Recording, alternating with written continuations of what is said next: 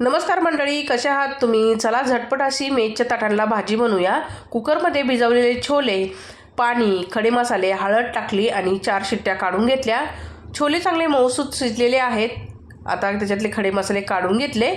कढईमध्ये तेल गरम करून त्याच्यामध्ये जिरा चांगला तडतडल्यानंतर कांद्याची प्युरी, अद्रक लसूणची पेस्ट, घरगुती मसाला, लाल काश्मीरी मिरची पावडर, धना पावडर, गरम मसाला, हळद आणि छोले मसाला टाकला। तेल सेपरेट होईपर्यंत मसाला चांगला परतून घेतला। आता याच्यामध्ये मी पिकलेल्या टमाटरची प्युरी टाकलेली आहे, ती पण आता चांगली परतून घेतली आणि नंतर याच्यामध्ये टाकली आहे मी शिजवलेले छोले मात्र पाण्यासोबत टाकून घ्यायचे, म्हणजे एक्स्ट्राचं पाणी टाकायला नको।